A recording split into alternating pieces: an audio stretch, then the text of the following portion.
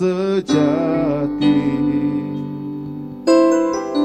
Kemanakah kami berseru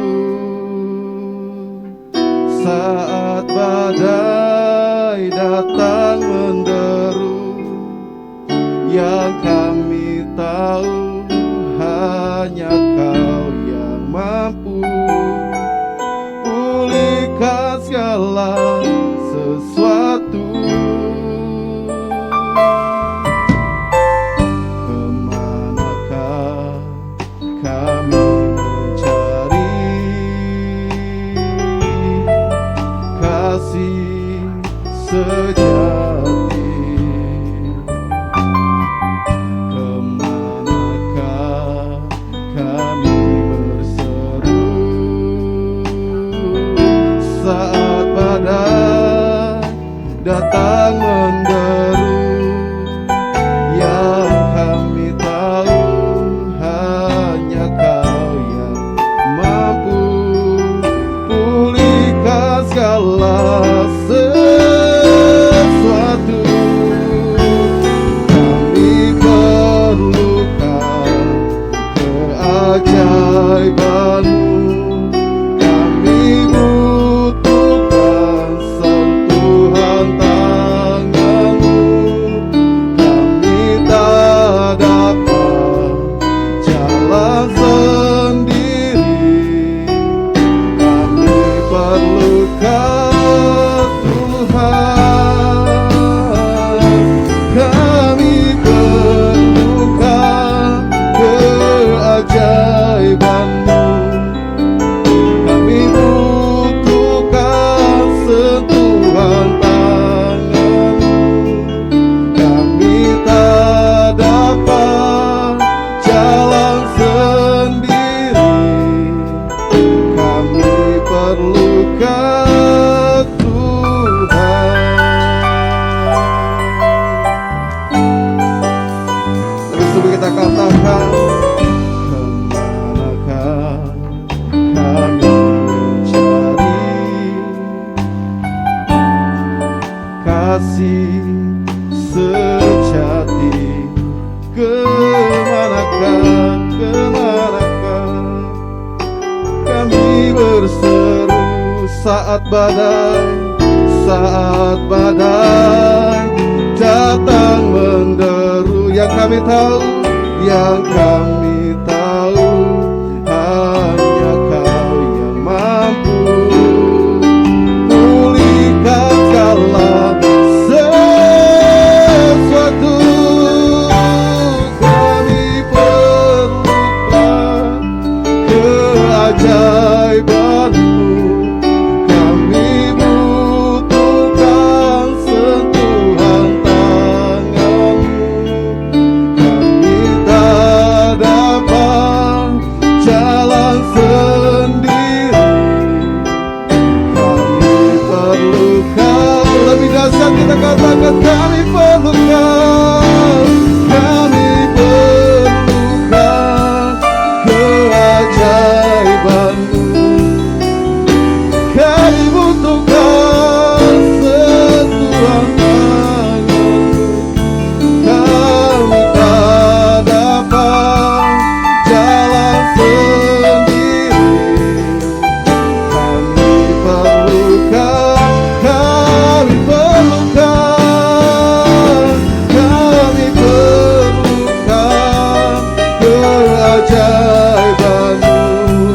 kami butuhkan sentuhan tangan-Mu.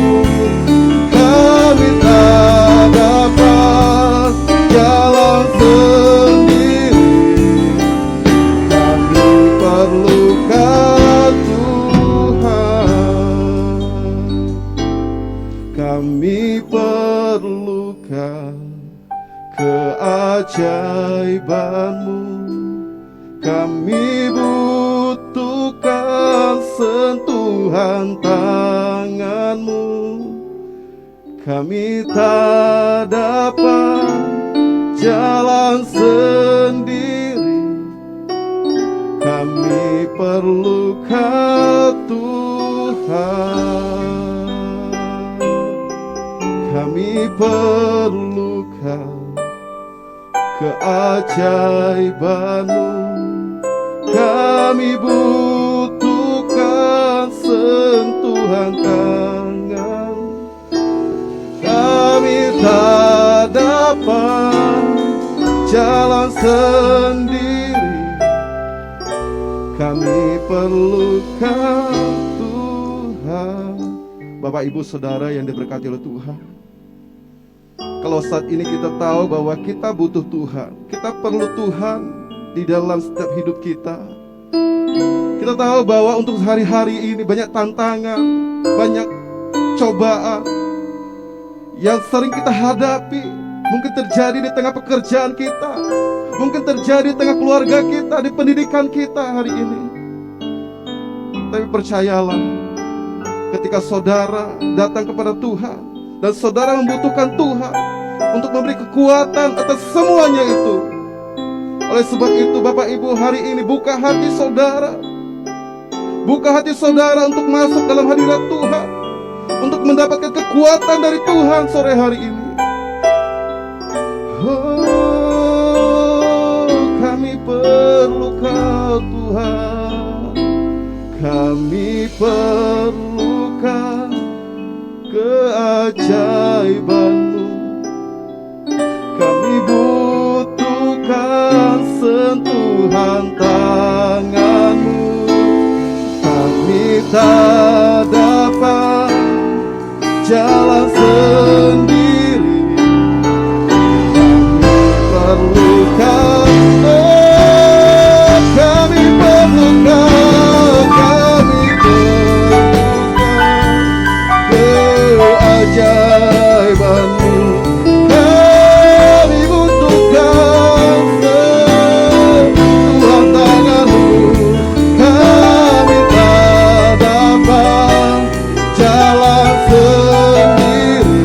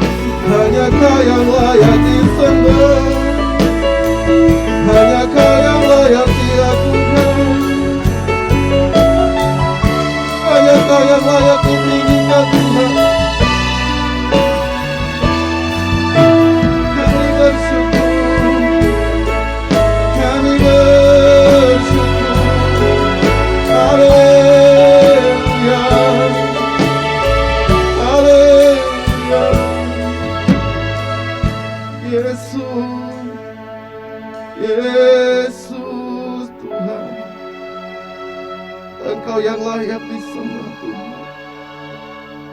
Engkau yang layak diagungkan Tuhan. Sore hari ini Tuhan kami datang kepada Engkau Tuhan. Kami bawa setiap pergumulan hidup kami Tuhan. Kami bawa setiap permasalahan yang terjadi atas diri kami Tuhan. Kami sadar Tuhan, secara manusia kami tidak kuat, kami tidak mampu Tuhan. Oleh sebab itu Tuhan, hari ini kami butuh Engkau Tuhan. Kami perlu Engkau Tuhan. Haleluya. Para Bapak Ibu yang jaga jam Tuhan, yang di rumah-rumah, mari kita bawa hati kita buat Tuhan Yesus hari ini. Mari kita luangkan waktu kita untuk lebih dalam lagi untuk menyembah Dia. Lebih sungguh-sungguh lagi nikmati hadirat Tuhan. Saya tidak tahu persoalan saudara hari ini, apa yang sedang saudara alami hari ini. Tapi ingat satu hal yang saudara perlukan, saudara butuh Tuhan. Saudara perlu Tuhan untuk mendapatkan kekuatan sore hari ini. Amin Tuhan, amin. Ku perlukan Tuhan menjamah hatiku. Ku perlukan Tuhan di hidupku. Hanya Engkau Tuhan mengerti hatiku. Hanya Engkau Tuhan yang ku perlu. Sama-sama kita katakan, Kau di hatiku, Kau di pikiranku, dan bawaku mendekat di mana Kau tinggal.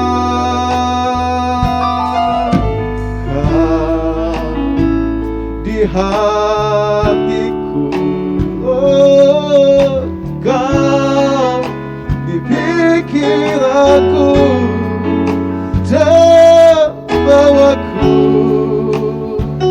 mendekat di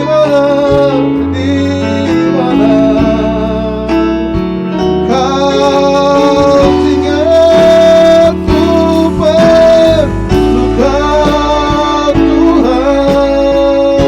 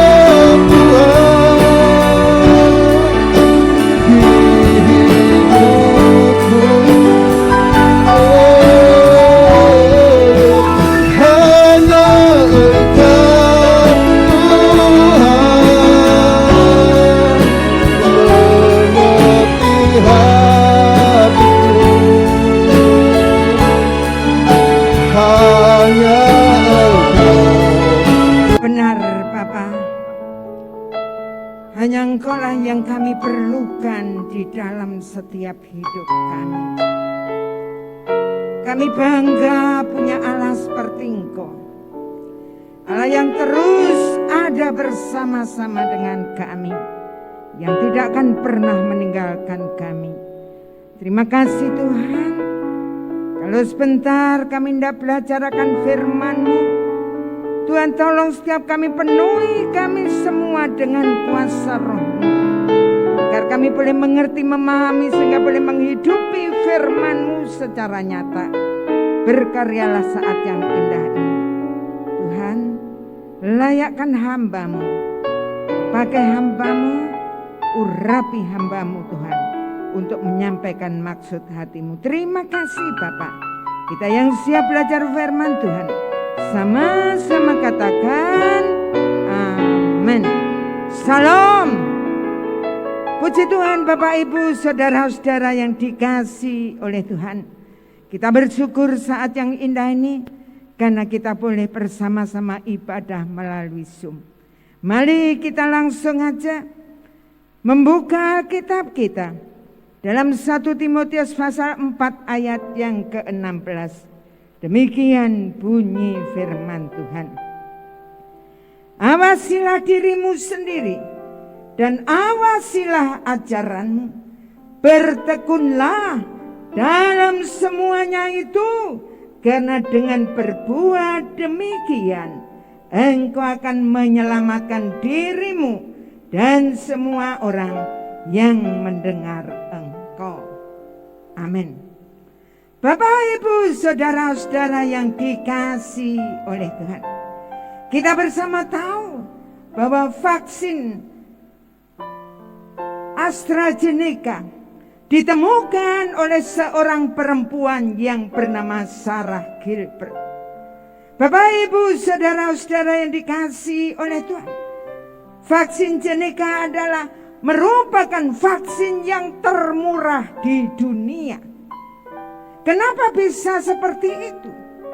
Perlu kita ketahui saudara-saudara yang kasih dalam Tuhan, bahwa Sarah Gilbert bukan hanya menyumbangkan keilmuannya, tetapi dia tidak menerima royalti hak patentnya, dan semuanya itu dipersembahkan untuk kemanusiaan.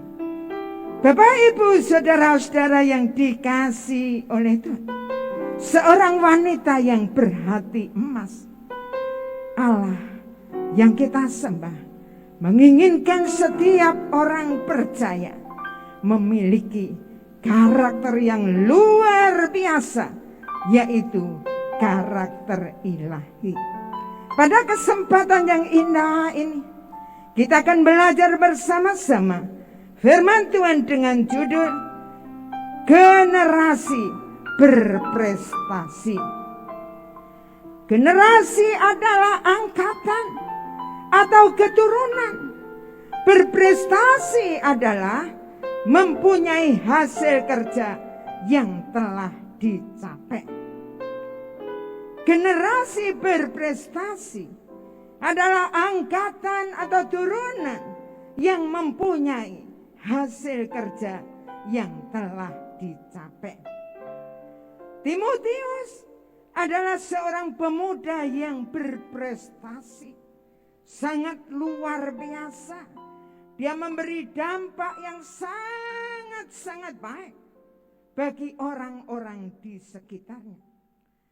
Rasul Paulus adalah pembina rohaninya yang memberi nasihat kepada Timotius. Kalau kita pelajari dalam 1 Timotius, nasihat-nasihatnya sangat luar biasa, dan itu dapat kita terapkan di dalam setiap hidup Bapak Ibu saudara dan saya, supaya setiap kita boleh berprestasi dan berdampak. Marilah kita akan bersama-sama belajar ciri-ciri generasi berprestasi. Poin yang pertama, terdidik dalam ajaran sehat. kalau kita melihat dalam 1 Timotius 4 ayat yang ke-6, dengan selalu mengingatkan hal itu kepada saudara-saudara kita, engkau akan menjadi seorang pelayan Kristus Yesus yang baik, terdidik dalam soal-soal pokok iman kita, dan dalam ajaran sehat yang telah kau ikuti selama ini. Sungguh luar biasa. Ajaran sehat sangat dibutuhkan bagi setiap orang yang percaya kepada Yesus. Karena dengan ajaran sehat itu supaya setiap orang mengenal Tuhan dengan benar dan menghidupinya. Bagaimana dengan kehidupan kita, saudara dan saya? Kalau kita merasakan, melihat, menyaksikan di mana media sosial kita bisa mendengar khotbah-khotbah yang sesuai dengan keinginan kita. Memang saudara-saudara yang kasih, semua ayatnya diambil dari Alkitab. Tetapi perlu dalam hidup Bapak, Ibu, Saudara dan saya, kita harus bisa menyaring apakah ajaran yang telah kita dengar itu benar-benar ajaran yang sehat ataukah ajaran yang tidak sehat. Kita perlu tahu dalam hidup Bapak, Ibu, Saudara dan saya. Nah, gimanakah ajaran yang sehat itu? Bapak, Ibu, Saudara-saudara yang dikasihi oleh Tuhan, ajaran yang sehat adalah ajaran yang berfokus kepada kekekalan, langit baru, bumi baru, sehingga membawa perubahan di dalam setiap kehidupan kita yang mendengarnya, saudara-saudara yang kasih, membawa perubahan di dalam hidup kita, hidup dalam kesucian. Kemudian hidup saudara dan saya yang kita memperhatikan ajaran sehat, maka kita akan menjadi orang yang bertanggung jawab dalam hidup kita untuk mengembangkan potensi yang ada dalam hidup kita. Mari kita kembali dan kembali kepada Alkitab. Karena dengan demikian kita tidak akan tergoda dengan ajaran-ajaran yang menyesatkan. Nah, Bapak, Ibu, Saudara-saudara yang kasih, untuk itulah kita akan bersama-sama di dalam setiap kehidupan kita terdidik dalam ajaran sehat. Mari kita luangkan, kita upayakan, kita usahakan dalam sehari 30 menit, saudara-saudara yang kasih, untuk bersama-sama setiap pribadi membaca firman Tuhan, kemudian berdoa, temukan Tuhan dalam hidup kita, sehingga benar-benar Yesus itulah segala-galanya di dalam hidup saudara dan saya. Sehingga Yesus itulah Raja di atas segala raja dalam hidup kita. Poin yang kedua, disiplin beribadah. Pada ayat yang ke-7 sampai ke-8, tetapi jauhilah tahayul dan dongeng nenek-nenek tua. Latihlah dirimu beribadah. Latihan badan ini terbatas gunanya, tetapi ibadah itu berguna dalam segala hal, karena mengandung janji baik untuk hidup ini maupun untuk hidup yang akan datang. Bapak, Ibu, saudara-saudara yang kasih dalam Tuhan, disiplin beribadah ini sangat perlu dalam hidup saudara dan saya, di mana kebiasaan untuk beribadah bukanlah sesuatu yang muncul dengan sendirinya, tetapi haruslah dilatih terus-menerus di dalam hidup saudara dan saya. Bagaimana dengan kita, saudara-saudara yang kasih? Dalam Roma 12 ayat yang pertama dikatakan, karena itu saudara-saudara, demi kemurahan Allah aku menasihatkan kamu, supaya kamu mempersembahkan tubuhmu sebagai persembahan yang hidup, yang kudus, dan yang berkenan kepada Allah. Itu adalah ibadahmu yang sejati.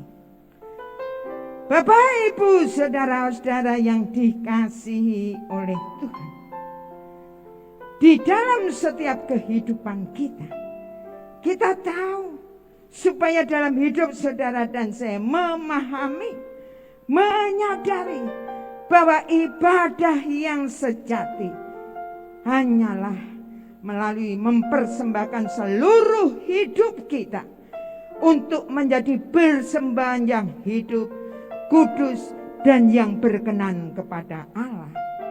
Dengan demikian, kita punya pemahaman yang benar, saudara-saudara yang kasih, tentang ibadah yang sejati. Sehingga kita tidak hanya beranggapan hanya saat-saat kita di gereja kita melakukan ibadah. Kalau dulu belum secara online seperti ini, saudara, kita merasakan pada saat di gereja aja kita seperti malaikat. Kita respect, kita hormat, kita sungguh-sungguh menghargai Tuhan. Tapi bagaimanakah setelah kita keluar dari gereja, kembali seperti setan? Mari Bapak Ibu saudara-saudara yang kasih dalam Tuhan, kalau kita punya pemahaman yang benar, maka dalam hidup saudara dan saya, ibadah yang sejati mempersembahkan seluruh kehidupan kita dimanapun kita berada, setiap saat, di dalam setiap hidup kita. Karena demikian, apakah tidak penting kita ke gereja? Sangat penting juga. Karena di gerejalah kita ini, saudara-saudara yang kasih, sebagai miniatur hidup kita, di mana kita di gereja mempraktekkan, kita mencurahkan apa yang telah terjadi atas hidup kita. Poin yang ketiga, menjadi teladan.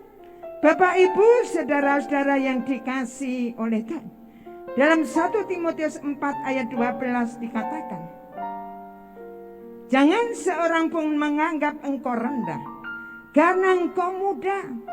Jadilah teladan bagi orang-orang percaya dalam perkataanmu, dalam tingkah lakumu, dalam kasihmu, dalam kesetiaanmu, dan dalam kesucianmu. Menjadi teladan ini sangat-sangat penting, saudara-saudara yang kasih dalam Tuhan. Mengetahui dan melakukan firman Tuhan adalah dua hal yang sangat-sangat berbeda. Orang mungkin tidak peduli dengan apa yang kita pelajari, dengan apa yang kita ketahui, tapi orang tahu apakah yang bisa kita menjadi teladan buat mereka. Bagaimana dengan hidup saudara dan saya? Marilah kita melihat di dalam diri kita masing-masing. Apakah kita sudah bisa menjadi teladan dalam setiap hidup kita? Teladan bagi istri kita, teladan bagi suami kita, teladan bagi anak-anak kita, teladan bagi orang tua kita, teladan bagi orang-orang di sekitar kita, teladan bagi orang yang membenci kita. Bapak Ibu saudara-saudara yang kasih dalam Tuhan, dalam 1 Timotius 4 ayat 12 dikatakan dengan jelas, sudahkah dalam hidup Bapak Ibu saudara dan saya menjadi teladan dalam perkataan kita? Apakah yang kita katakan sudah menjadi teladan bagi orang-orang, sehingga perkataan kita tidak menyakiti mereka? Mari kita renungkan dalam kehidupan kita. Teladan dalam tingkah laku, dalam perbuatan saudara-saudara yang kasih. Apa yang kita lakukan, kita kerjakan, sudahkah bisa menjadi teladan bagi orang-orang di sekitar kita? Kita akan melihat diri kita masing-masing. Teladan dalam kasih kita di masa-masa sulit seperti sekarang ini. Kita mengasihi Tuhan. Kita bicara mengasihi Tuhan. Itu penting. Tapi benarkah kita mengasihi Tuhan kalau kita tidak mengasihi orang-orang di sekitar kita? Mari Bapak Ibu saudara-saudara yang kasih dalam Tuhan, kasih kita menjadi teladan buat orang-orang di sekitar kita. Mengasihi suami, mengasihi istri, kasih kepada anak-anak, kasih kepada orang tua, kasih kepada orang-orang di sekitar kita, bahkan kasih kepada orang yang membenci kita. Teladan dalam kesetiaan kita. Kesetiaan kita kepada Allah yang kita sembah. Itu yang penting. Tapi juga kesetiaan kita kepada orang-orang di sekitar kita. Kepada suami, kepada istri, kepada anak-anak, kepada orang tua. Kita harus mengasihi mereka. Kita harus setia kepada mereka. Nah mari kita akan lihat dalam kehidupan kita. Teladan dalam kesucian. Begitu pentingnya kesucian hidup dalam setiap hidup orang yang percaya. Mari Bapak Ibu Saudara yang kasih dalam Tuhan, kita akan lihat hidup kita masing-masing. Pada saat yang indah ini, kita renungkan firman Tuhan di dalam setiap hidup kita. Sudahkah hidup saudara dan saya di dalam setiap kehidupan kita, kita menjadi generasi yang berprestasi?